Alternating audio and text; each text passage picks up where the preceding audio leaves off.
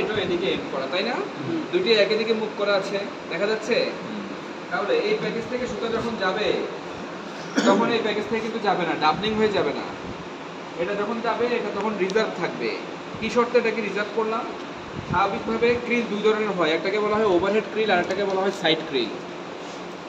মেশিনের উপরে তথা মাথার উপরে যদি ক্রিল থাকে তাকে বলা হয় ওভারহেড ক্রিল, আর যদি মেশিনের সাইডে ক্রিল থাকে সেটাকে বলা হয় সাইড ক্রিল।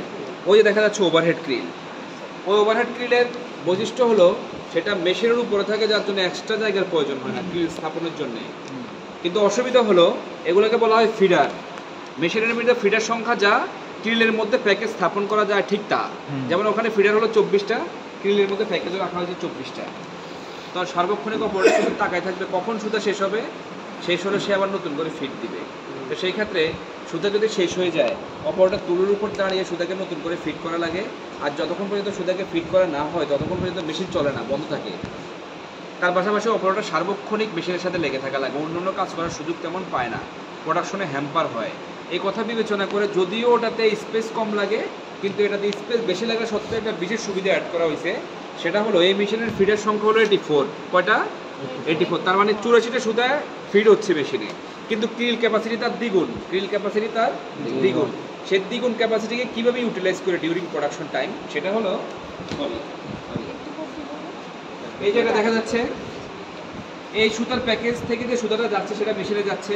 এখন এটা হলো এই প্যাকেজের প্রথম মাথা, এটা শেষের মাথা আছে এদিকে। এটা শেষের মাথাকে যদি খুলে এই নতুন প্যাকেজ রেখে তার মাথার সাথে নট দিয়ে দিই তাহলে কি হবে? এটা শেষ হয়ে যাওয়ার ফলে এটা অটো চালু হয়ে যাবে।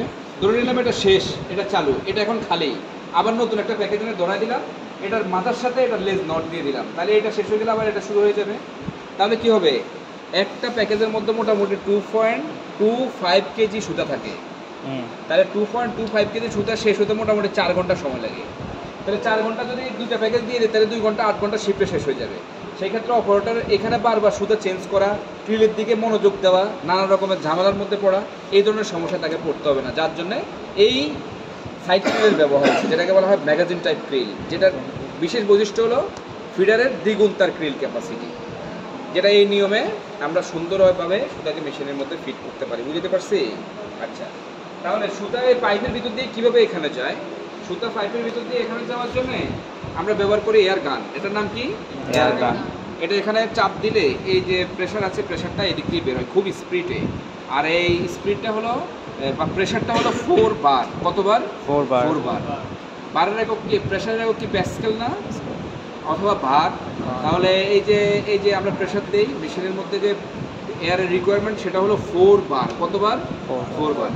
এটা দিয়ে আরও অনেক কাজ করা যায়, যেমন মেশিনের যে কনজাস্টেড এরিয়াগুলো আছে এই কনজাস্টেড এরিয়াগুলোতে ফেব্রিক দিয়ে পরিষ্কার করা যাবে না, ফেব্রিক দিয়ে মোছা যাবে। এই যদি এদিকে মুছতে যায় তাহলে নিডেলের হুকের সাথে সবগুলো কাপড় আটকে যাবে না। এটা দিয়ে যখন হাওয়া দেই তখন খুব স্পিডে বিভিন্ন যে কনজাস্টেড এরিয়াগুলো এগুলো সহজে পরিষ্কার হয়ে যাবে। এই যে বিভিন্ন এরিয়াগুলো আছে এগুলোতে হাওয়া দিয়ে মূলত পরিষ্কার করে। তাহলে এয়ার গান দিয়ে, হ্যাঁ আমার সাথে বলো, কোনো সমস্যা হয়েছে? তুমি কি এমনি তো অনেক প্রেশারে আছি, এত প্রেশার দিয়ে আমার কোনো কিছু নাই। আচ্ছা, তাহলে এয়ার গান দিয়ে মেশিনের মধ্যে সুতা ফিট করা যায়, তার পাশাপাশি কনজাস্টেড এরিয়াগুলোকে প্রপারলি পরিষ্কার করা যায়।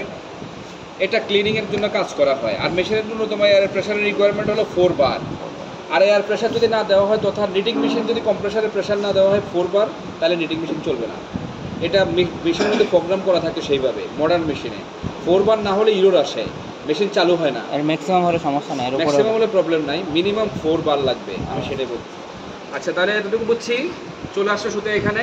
এই যে এটাকে আমি ধরলাম, এই যে এটাকে উপর থেকে নিচ পর্যন্ত ধরলাম, এই যে ধরলাম এটাকে, এই যে এই পুরোটার নাম হলো পজিটিভ ফিডার। নাম কি? Positive feeder.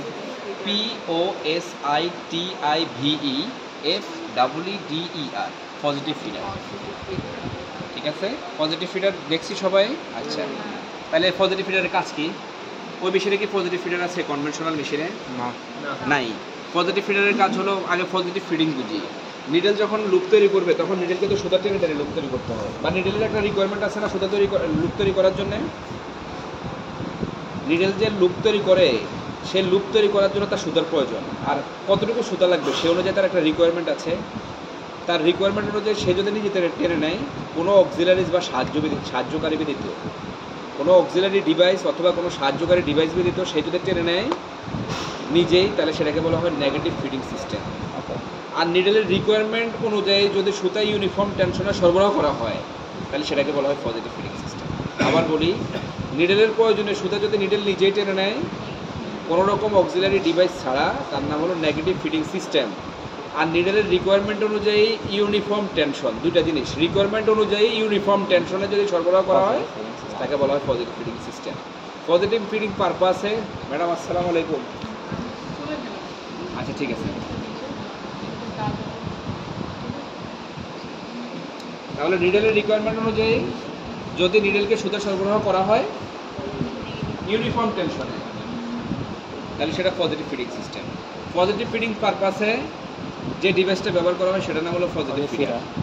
ওকে, তাহলে এই পজিটিভ ফিডার নিডেলকে ইউনিফর্ম টেনশনে রিকোয়ারমেন্ট অনুযায়ী সুতা সরবরাহ করে, আর ওটাতে করে না। এখন ওটা আর এটার মধ্যে পার্থক্য মূল কোন জায়গায় হয়? নিডেল যখন কাপড় মেশিন যখন হাই আরপিএমে চলে, নিডেল যখন সুতাকে টেনে লুপ তৈরি করা শুরু করে, তখন এক টানে মাঝে মাঝে বেশি আসে, কোনো টানে কম আসে ইউনিফর্মিটি। তাহলে এই যে লুপগুলো তৈরি করবে ফেব্রিকের মধ্যে, সেই লুপগুলোর ইউনিফর্মিটি থাকবে, ব্যালেন্স স্ট্রাকচার হবে না। এটা হলো নেগেটিভ ফিডিং সিস্টেমের অসুবিধা। আর পজিটিভ ফিডিং সিস্টেমের মধ্যে যেহেতু ইউনিফর্ম টেনশনে সবগুলো নিডেলকে বা যতগুলো লুপ তৈরি হচ্ছে মেশিনের মধ্যে সবগুলো লুপের ব্যালেন্স করে সুতা ডেলিভারি করা হয় ইউনিফর্ম টেনশনে, যার জন্য এখানে ব্যালেন্স স্ট্রাকচার হয়, কোনো লুপ বড় অথবা ছোট হয়। হ্যাঁ, অক্সিলারি লাগে দেখি। এটা তো পুরোটা একটা ডিভাইস। আমি ওখানে বললাম যে ওখানে সাহায্যকারী ব্যতীত সুতা নিজে নেয়, আর সেটা নেগেটিভ। আর যদি নিডেলের রিকোয়ারমেন্ট অনুযায়ী ইউনিফর্ম টেনশনে সুতা সরবরাহ করা হয় তাহলে সেটা পজিটিভ। এটা তো পুরোই পজিটিভ ফিডিং সিস্টেম। ওখানে জাস্ট অক্সিলারি ডিভাইস একটা টার্ম অ্যাড করছি যাতে খুব সহজে বোঝা যায় যে মাঝপথে কেউ নাই, ইয়ান প্যাকেজ থেকে নিডেল পর্যন্ত কেউ নাই সুতা ডেলিভারি করার জন্য, সে নিজে টেনে নেয়। আর এখানে তাকে ইউনিফর্ম টেনশনে দেওয়া হয় তার রিকোয়ারমেন্ট অনুযায়ী।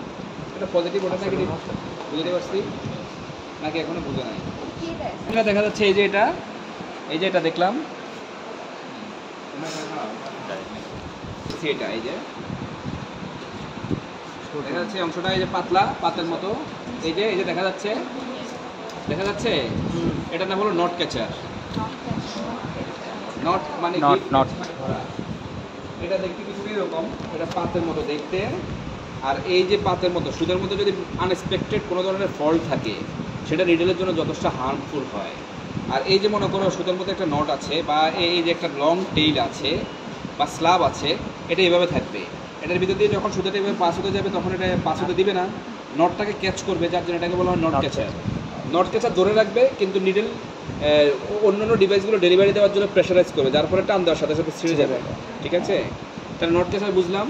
তারপরে এখানে যে টেনশনার আছে, এই যে দুইটা ডিস্ক দেখো, এখানে হাত দেওয়ার সাথে সাথে আলাদা হয়ে যাচ্ছে, আবার ছেড়ে দিলে একত্রিত হয়ে যাচ্ছে। এই পাশেও ম্যাগনেট আছে, এই পাশেও ম্যাগনেট আছে। এটাকে বলা হয় প্রি টেনশনার। কি বলে? প্রি টেনশনার অথবা ম্যাগনেটিক টেনশনার। আচ্ছা, ফিলিংয়ে যাতে সুতা একটার পর একটা ফিল হতে থাকে, শুনেছি আমার নটটা দিয়ে সেটা এখানে ক্যাচ হবে? Very good question. সেটা ক্যাচ হবে না। এই মেশিনের একটা ইয়ার্ন কাউন্টের রেঞ্জ আছে, যেমন এটার গেজ হলো 18। কত গেজ? 18। এই মেশিনের সর্বনিম্ন কাউন্ট ব্যবহার করা যাবে 16, সর্বোচ্চ ব্যবহার করা যাবে 34। সর্বনিম্ন 16, সর্বোচ্চ 34। 16 কাউন্টের সুতা আর 34 কাউন্টের সুতাটা এটা কি সেম? আচ্ছা, 34 কাউন্টের সুতাকে যদি এভাবে যদি ডাবলিং করি, 34 কাউন্টের 34 হাফ কত? হ্যাঁ, 17 দুগুণে 34, 17 না 34, নট 36। আমরা 36 লিখি, 36 লিখি না, 36 লিখি। আমরা 36 লিখি।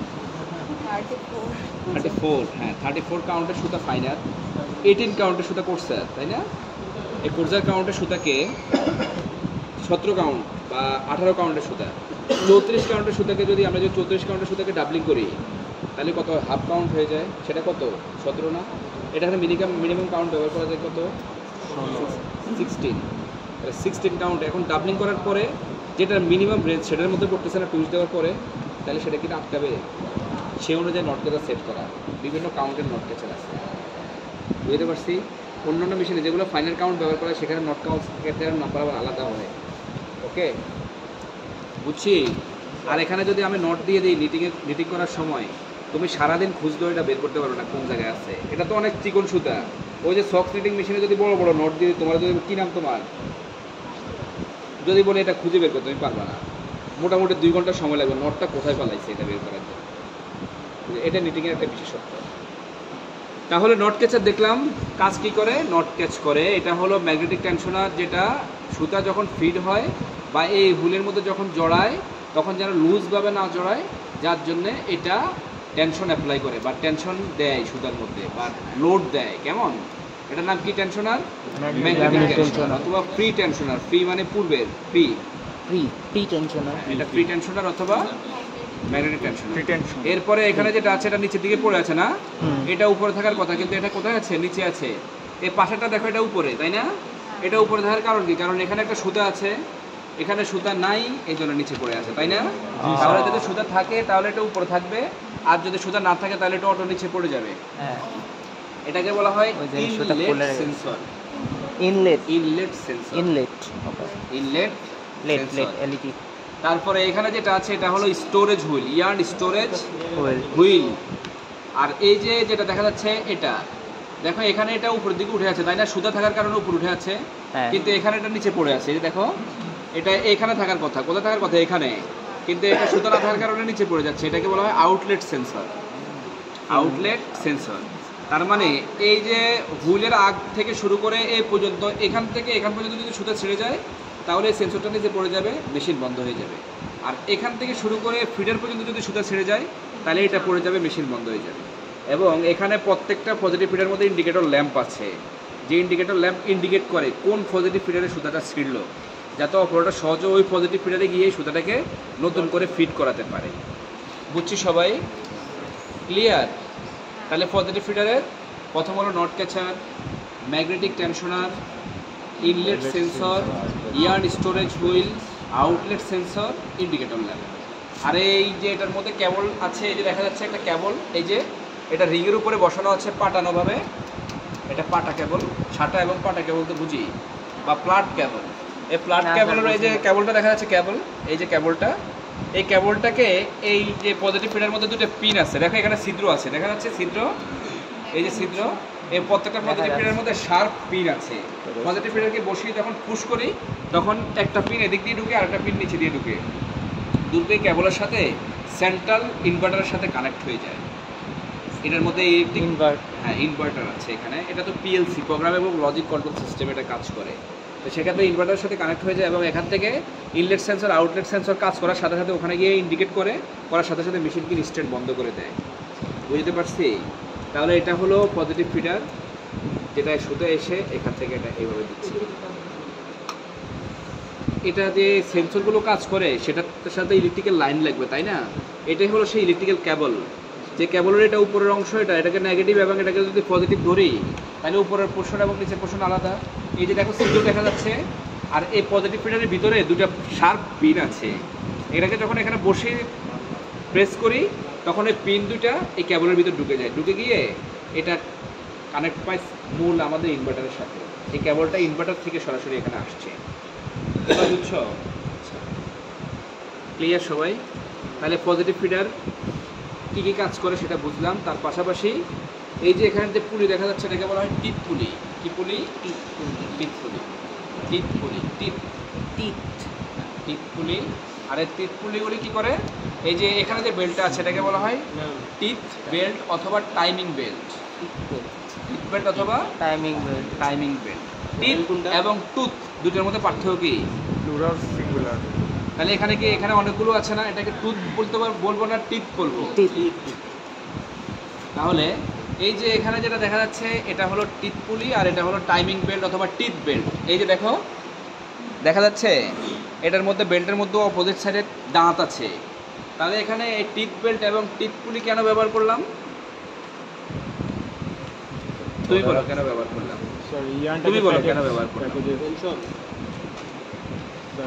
বেল্ট যখন কোনো ফ্ল্যাট সারফেসকে ঘোরায় তখন স্বভাববশত সেটা স্লিপ করে অনেক সময়।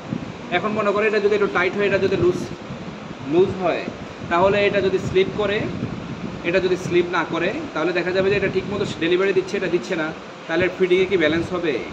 যার জন্য টিথ বেল্ট এবং টিথ পুলি ব্যবহার করলাম, যার ফলে একে অপরকে প্রপারলি গ্রিপ করতে পারে, আর গ্রিপ করার মধ্য দিয়ে স্লিপ হবে না, এই ব্যাপারটা নিশ্চিত করার মধ্য দিয়ে মেশিনের মধ্যে সুতা ফিট হবে। ওকে, তাহলে পজিটিভ ফিটের মোশন পাচ্ছে কোন বেল্ট থেকে? এই বেল্ট থেকে। Teeth belt. নাম কি? Teeth belt. টিথ বেল্ট কোথা থেকে মোশন পাচ্ছে দেখো তো, দেখি খুঁজে বাইর করো সেটার অরিজিন কোথায়, মোশনের অরিজিন কোথায়? ওই যে ধরলো, দেখো ওই যে দেখো বড় গ্যালভানাইজ করা দুটো ডিস্ক দেখা যাচ্ছে, ওই যে কাছে যাও, ওর কাছে যাও, দেখো দুটো দেখা যাচ্ছে। ধরো তুমি হাত দিয়ে দাঁড়ায় যাও, দেখছো? এই যে পুলিগুলো দেখা যাচ্ছে এটার নাম হলো VDQ পুলি। ও এটাই V VDQ। for variable, D for diameter, Q for quality pulley. Variable diameter for quality pulley. Also we called it QAP, quality adjustment pulley. QAP. তাহলে ওটার নাম কি? VDQ। VDQ pulley. Another name? Quality adjustment। Quality adjustment pulley. Okay. আচ্ছা, ওটার diameter variable. Alright. এই পুলির diameter fixed, এটা যা আছে তাই আছে, এটার কোনো বাড়ানো কমানোর কোনো সুযোগ নাই। ওটার ডায়ামিটার বাড়ানো যায়, কমানো যায়। ওটা হলো ড্রাইভার, এটা হলো ড্রিভেন। এই মুহূর্তে ধরে নিচ্ছি এটা ডায়া হলো 1 ইঞ্চ, ওটা ডায়া হলো 20 ইঞ্চ। ওটা যদি একবার ঘুরে তাহলে এটা 20 বার ঘুরবে, কারণ ওটার সাপেক্ষে এটা 20 গুণ ছোট। তাহলে ওটা ড্রাইভার, এটা ড্রিভেন। ওটার ডায়ামিটার যদি বাড়িয়ে দেই, 20 থেকে যদি 22 করে দেই, তাহলে ওটা একবার ঘুরলে এটা 22 বার ঘুরবে। তাহলে ড্রাইভারের ডায়ামিটার যদি বাড়ে, ড্রিভেনের ডায়ামিটার, ড্রিভেনের গতি বাড়ে, ঠিক আছে, স্পিড বাড়বে। এটা তো আমরা জানি, সহজ জিনিস। তাহলে ওই VDQ পুলি ডায়ামিটার যদি বাড়িয়ে দেই, এটা ডায়ামিটার আগে ছিল 20, ওটা ডায়ামিটার আগে ছিল 20, এখন করে দিলাম 22 করে দিলে আগে যে পরিমাণ সুতা ডেলিভারি করতো এখন তার চেয়ে বেশি করবে না? বেশি তো করবে। যে বেশি সরবরাহ কিন্তু সুতা দ্বারা নিডেল ছোট সাইজের লুপ তৈরি করবে না বড় সাইজের লুপ তৈরি করবে? বড় সাইজের লুপ তৈরি করবে। সহজভাবে বুঝাই, VDQ পুলির ডায়ামিটার হলো 10, তাহলে ওটা যদি একবার ঘুরে এটা 10 বার ঘুরবে, তাহলে 10 বার ঘুরে নির্দিষ্ট পরিমাণ সুতা নিডেলকে সরবরাহ করবে। ওটা 10 থেকে 15 করে দিলাম, তাহলে ওটা একবার ঘুরলে এটা এবার কয়বার ঘুরবে? 15 বার। তাহলে 5 গুণ আগের তুলনায় বেশি ঘুরবে, ঘুরলে সুতা সরবরাহ তার 5 গুণ পরিমাণ বেশি হবে। বেশি সরবরাহ কিন্তু সুতা দ্বারা নিডেল বড় সাইজের লুপ তৈরি করবে। এটা কি বুঝতেছি? একই নিয়মে ওটা ছিল এটার তুলনায় 10 গুণ বড়, যদি 5 গুণ ছোট করে দেই তাহলে ওটা একবার ঘুরলে এটা 5 বার ঘুরবে। 5 গুণ ঘূর্ণন কমে গেল, 5 গুণ ঘূর্ণন যদি কমে যায় তাহলে আগে যে পরিমাণ সুতা সরবরাহ করতো তার চেয়ে অনেক কম করবে না? কম সুতা যদি সরবরাহ করে ছোট, তাহলে কি হবে? নিডেল কম সুতা পাবে, কম সরবরাহকৃত বা কম সরবরাহকৃত সুতা দ্বারা নিডেল ছোট সাইজের লুপ তৈরি করবে।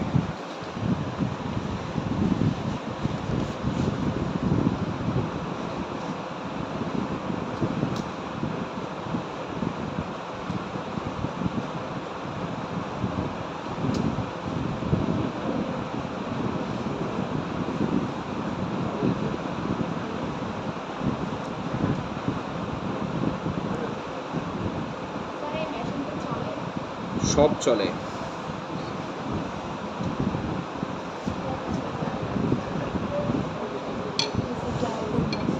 কিন্তু চালাইতে পারি না।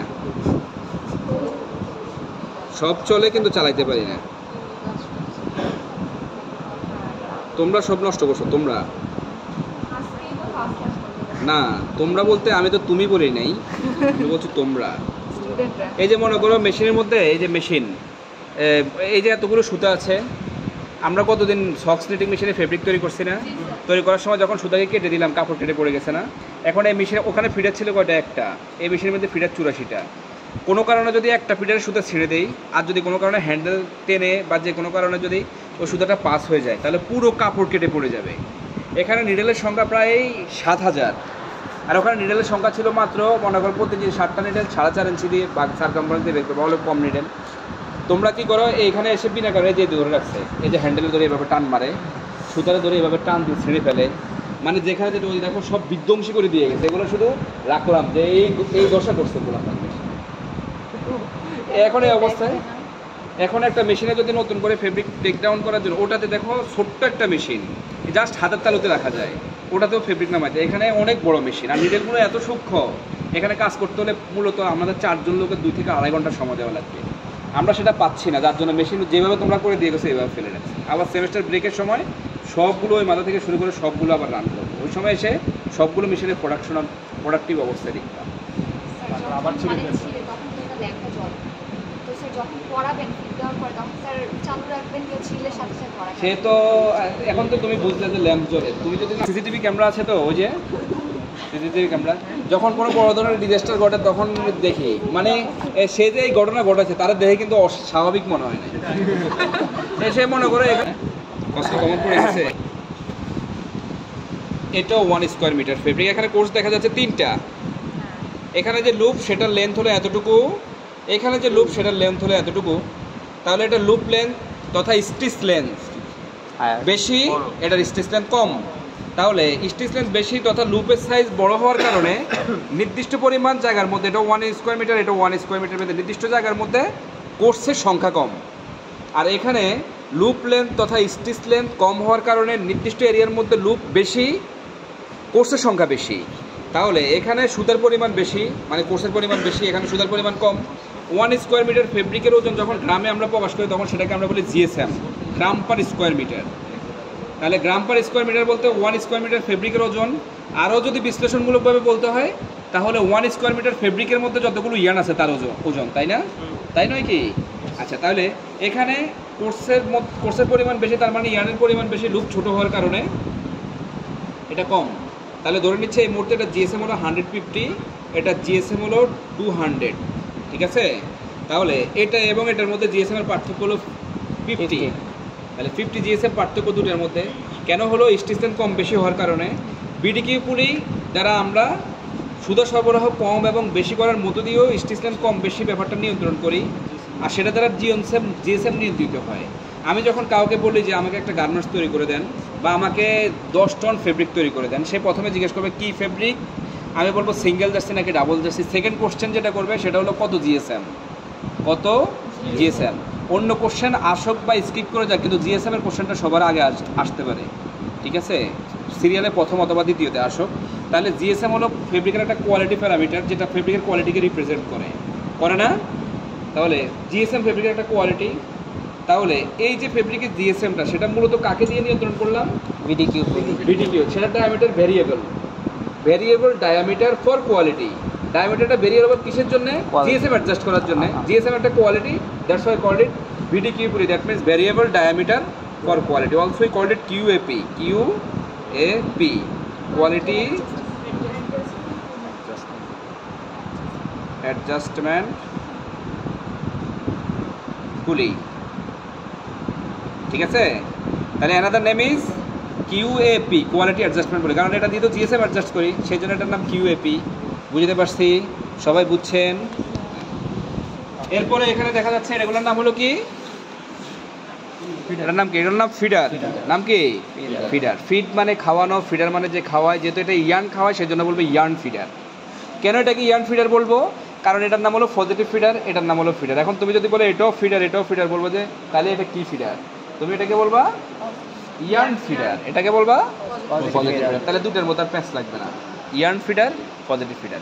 আর ইয়ার্ন ফিডার সবগুলো লাগানো আছে এই রিংয়ের মধ্যে। কিসের মধ্যে? এই যে পুরো এরিয়া জুড়ে একটা রিংয়ের মতো দেখা যাচ্ছে, এটার নাম হলো ফিডার রিং। কি? Feeder ring. ফিডার রিংয়ের মধ্যে ফিডারগুলো লাগানো আছে। এই যে রিং, এই রিংয়ের মধ্যে তো সবগুলো ফিডার আটকানো আছে। এই পর্যন্ত কারো কোনো কোশ্চেন আছে? সবাই বুঝছেন? চলেন আমরা আসল মেশিনে চলে যাই। তো নিয়ে দেব না তো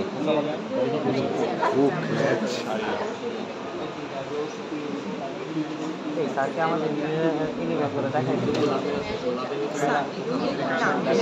ওনারা বলতে হয় মেডিকেল দেখছি কপি পেস্ট করে লিমিট থাকা যায়। প্লেটের উপরেরটা, নিচের প্লেটের উপরে অংশটা করো, এটা দুইটার উপরে। হ্যাঁ, এটা অ্যান্টি ক্লকওয়াইজ ঘোরাও, অ্যান্টি ক্লকওয়াইজ। এটা অ্যান্টি ক্লকওয়াইজ না ক্লকওয়াইজ? ডায়ামিটার বাড়ছে, কাছে যাও, ডায়ামিটার বাড়ছে। কি আবার ঘোরা দেই, এবার ক্লকওয়াইজ ঘোরাও। হ্যাঁ, কমা বাড়াও, সবাইকে দেখাও। হ্যাঁ। যাও কাছে যাও, যারা দেখছো তারা আমাকে কমেন্ট করে দাও। ও ময়লা ওয়েস্টেজ পরিষ্কার হইতাছে। আমার অনেক প্রেশার কিন্তু বুঝছো, অনেক বাতা আগে পরিচয় করার জন্য যাদের গরম বেশি তারা এটা খাওয়া ব্যবহার করতে পারে। না থাক, আমি অনেক ঠান্ডা। এই যে ডায়ামিটার বাড়ছে, এই ডায়ামিটার বাড়ে না, এই যে বাড়ছে, এই যে আর উপরে যে দাগটা আছে, এই যে দাগটা, এই দাগটার নিচে দাগের সাথে নাম্বারের সাথে মিলানো হয়। এখানে যেমন 200, 200, 220, 5, 210, তাহলে এক দাগ পরিমাণ যদি বাড়ায় এইভাবে উপরটার সাপেক্ষে নিচের দিকে এক দাগ, তাহলে 0.1 মিলিমিটার স্টেশন পরিবর্তন হয়। 0.1 মিলিমিটার চোখে দেখা যাবে? চোখে না? আচ্ছা, খেয়াল করি।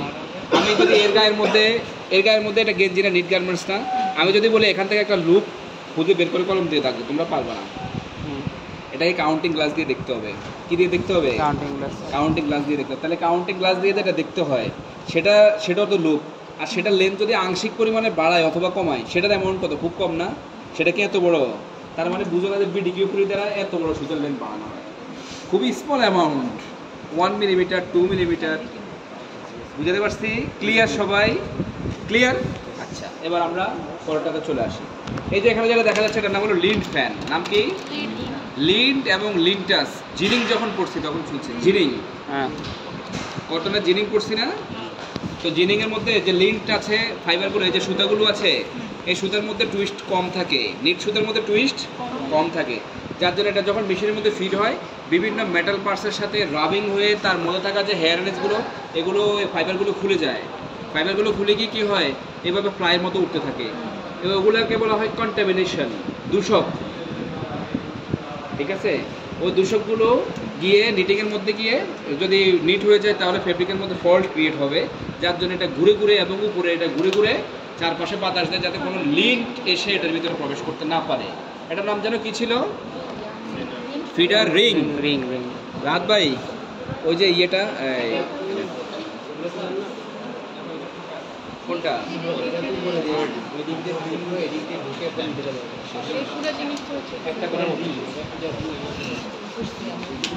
এই যে যেটা এই যে এটা দেখা যাচ্ছে, এই যে এটা হলো রিং, এটাও রিং, এটাও রিং, এটাও রিং।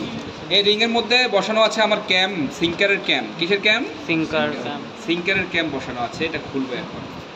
এই যে এটা হলো আমাদের সিঙ্কারের ক্যাম। কেমন? এই যে সিঙ্কারের ক্যাম, সিঙ্কার চিনো? সিঙ্কারের পার্ট চিনো? এই যে সিঙ্কার এইভাবে থাকে এটা, আর মেশিন যখন চলে তখন এই সিঙ্কারের পার্টটা ট্র্যাকের ভিতর প্রবেশ করে।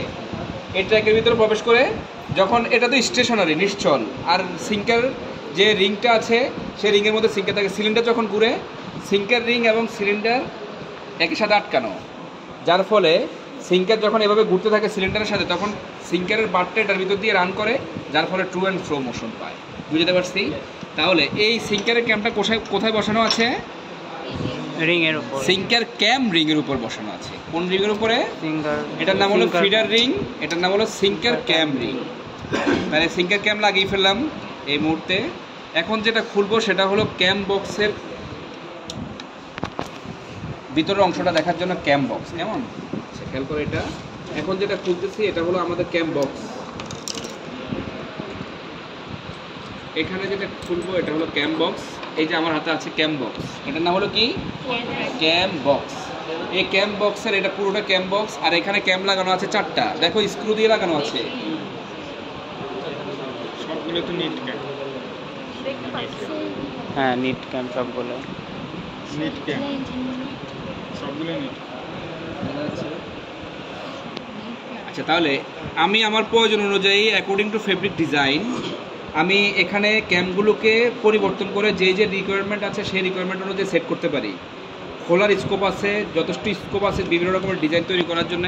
সেই স্কোপ অনুযায়ী বা সেই সুবিধাকে কাজে লাগিয়ে আমরা বিভিন্ন রকম ক্যাম ব্যবহার করে বিভিন্ন রকম ডিজাইন করতে পারি। তবে এই মুহূর্তে এখানে এই ক্যাম বক্সের মধ্যে 4টা ক্যাম যে আছে, 4টা ক্যামে নিট ক্যাম, 4টা ক্যামে নিট ক্যাম। তাহলে এই নিট ক্যামের 4টা নিট ক্যামের ট্র্যাক কয়টা? 4টা। এই ক্যাম বক্সের মধ্যে 4টা ক্যাম ব্যবহার করলাম, আর 4টা ক্যাম দ্বারা সৃষ্ট ট্র্যাক হলো 4টা, যার জন্য এটার নাম হলো 4 ট্র্যাক। সর্বোচ্চ 4টা 4 ট্র্যাক। ঠিক আছে? দেখা যাচ্ছে? আচ্ছা, এই যে ক্যামগুলো স্টেশনারি, আর এই যে এটাকে যখন আমরা ঘুরাবো তখন এই দেখো একটা নিডেল উপরে উঠতেছে নামতেছে, দেখা যাচ্ছে? এই যে একটা নিডেল, এই যে মাঝে মাঝে যখন নিচে থাকে তখন এই পয়েন্টে থাকে, এই পয়েন্টে থাকে, যখন উপরে থাকে তখন এই পয়েন্টে থাকে। এই যে নিচের পয়েন্ট হলো এটা, যখন ক্যামের এই পয়েন্টে নিডেল থাকে তখন নিডেল নিচে থাকে, আর যখন এই পয়েন্টে থাকে তখন নিডেল উপরে থাকে। তাহলে এখন কোথায় কোন পয়েন্টে নিডেল তো দেখা যাচ্ছে না, এখন এই পয়েন্টে, আর এই যে উপরে উঠলো এখন এই পয়েন্টে। এই যে নিডেলটা এই যে উপরে এখন এই পয়েন্টে, আবার যদি এই যে নিচে নামতেছে, এই যে দিক দিয়ে নিচে নেমে এই পয়েন্টে অবস্থান করতেছে, এই যে নিচে নেমে গেছে। আবার পাশের ক্যামে গিয়ে এই ক্যামে ছিল, আবার পাশের ক্যামে এই ক্যামের ঠিক এই পয়েন্টের মধ্যে নিডেলটা আছে নিচে, সে এই যে ধীরে ধীরে উপরে উঠতেছে, এই যে উপরে উঠলো, উপরে উঠে ম্যাক্সিমাম হাইটে গিয়ে ইয়ার রিসিভ করে আবার নিচে দিকে নেমে গেল। এখানে নিডেল কি একটাই লাগানো, বাকি সব খুলে ফেলছি আমি, নষ্ট করে ফেলি নাই। এটা হলো স্টুডেন্ট নষ্ট করে নাই, এই ব্লেম দিব না, অন্য কাজ করছে। আমরা নিডেল খুলে এটা সার্ভিসিং মোডে দিছি, তো এটা সার্ভিসিং আছে, নিডেল লুব্রিকেটিং করা আছে, নির্দিষ্ট সময় পরে সেটিং করে ফেব্রিক নামাবো। এটা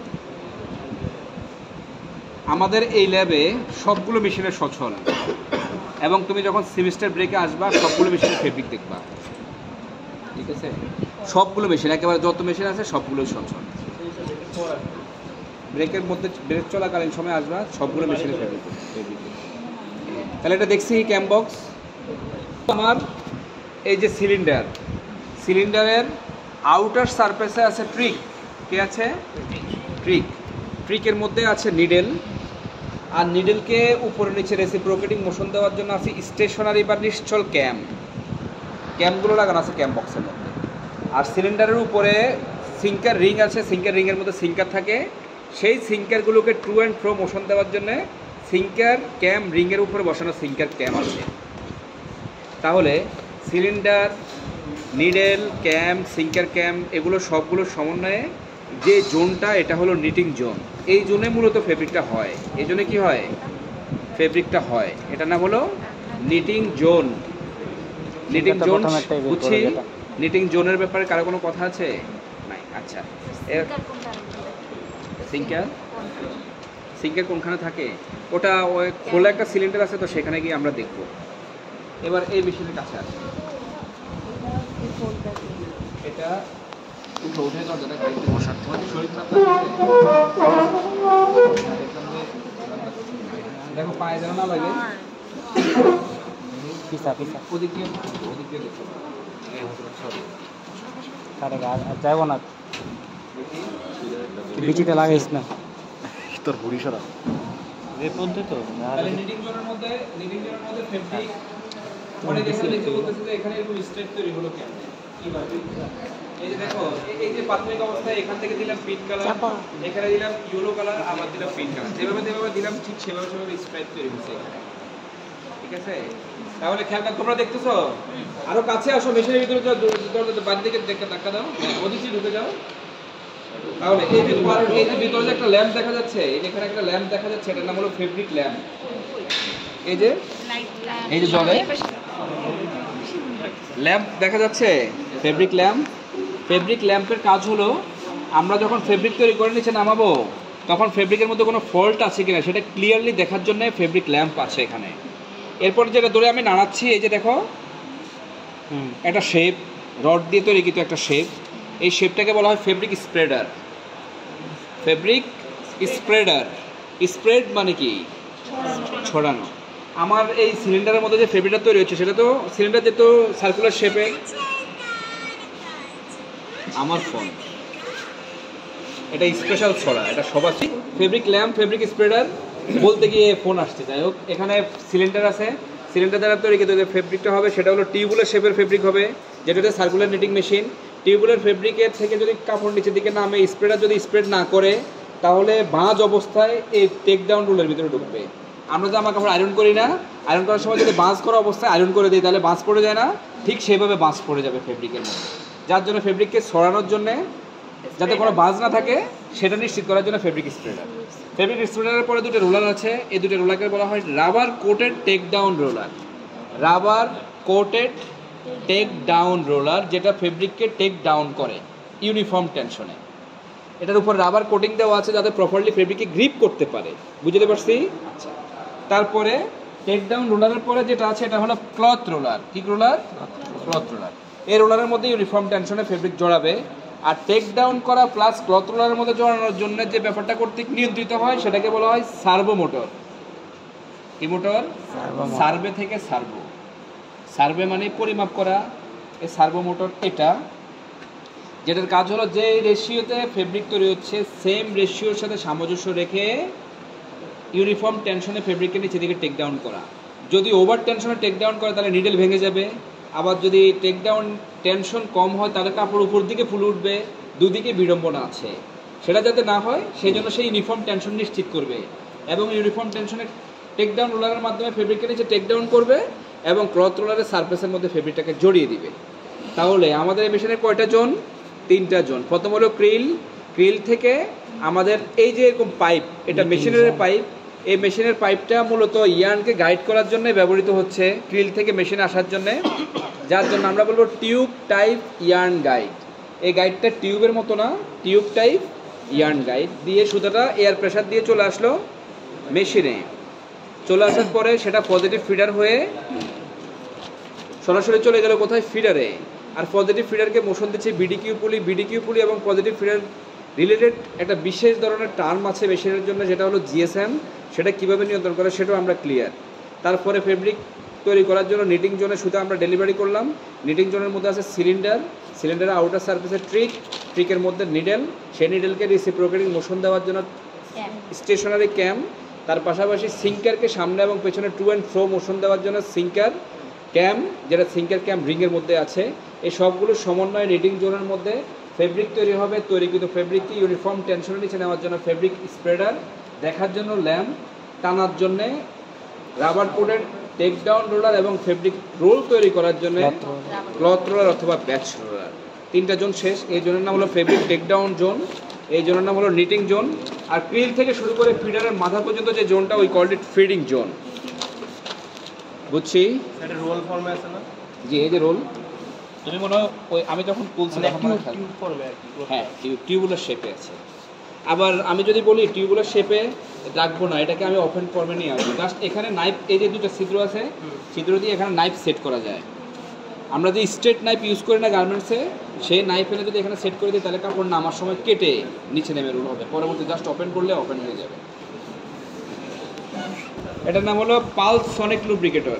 pulse sonic lubricator. Pulse sonic lubricator এখানে লুব্রিকেন্ট দিয়ে থাকে। এই যে লুব্রিকেন্ট দেখা যাচ্ছে, লুব্রিকেন্ট এই ট্যাঙ্কের মধ্যে 2.5 লিটার লুব্রিকেন্ট দেওয়া যায়। আর এটা হলো পালস সনিক লুব্রিকেটরের মূল পালস ক্রিয়েটর। আমাদের হার্ট থাকে বাম পাশে। হার্টের কাজ হলো ব্লাডকে পাম্প করা, আর ব্লাডকে পাম্প করে শরীরে যতগুলো অর্গান আছে সবগুলো অর্গানের মধ্যে রিকোয়ারমেন্ট হলো যে ব্লাড সার্কুলেশন হয়, তাই না?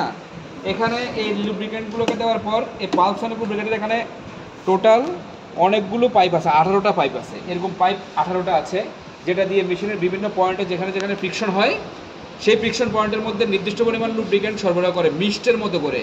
মিস্ট শব্দের অর্থ কি? কুয়াশা। কুয়াশা। কুয়াশা যেরকম ঘাসের মাথায় গিয়ে জমে, ঠিক একই নিয়মে নিডেলের যে যে জায়গার মধ্যে বা মেশিনের যে যে পয়েন্টের মধ্যে ফ্রিকশন হয়, হিট প্রডিউস হয়, সেই পয়েন্টের মধ্যে মিস্টের মতো করে লুব্রিকেন্ট সরবরাহ করে pulse sonic lubricator. Also we called it uni wave. Uni wave, ঠিক আছে? তাহলে পালস সনিক লুব্রিকেটর দেখলাম, মেশিনের সব কিছু দেখা শেষ। টেক্সটাইল ইঞ্জিনিয়ারিংয়ে বায়োলজি পড়া হয় না, আর বাকি সব পড়া হয়। আর কোনো জিনিসকে স্কিপ করে দিয়ে কেউ কখনো পূর্ণাঙ্গ ইঞ্জিনিয়ার হতে পারবে না। যা তুমি হও না কেন, তুমি এবার সোশ্যাল ওয়ার্কার হও, তারপরে তোমাকে জানতে হবে। কারণ সোশ্যাল ওয়ার্কার হতে হলে তো টেক্সটাইল ক্যাটাগরিতে চাকরি পাবা, তাই না? বুঝো নাই? বিভিন্ন গার্মেন্টস ইন্ডাস্ট্রিতে যারা কাজ করে তাদের জীবন নিয়ে তোমাদের কাজ করা হবে, তখন কিন্তু এগুলো জানতে হবে। এই নিটিং মেশিন জানতে হবে তখন, বুঝো নাই? অতএব কোনো জিনিস স্কিপ করার সুযোগ নাই। আল্লাহ হাফেজ।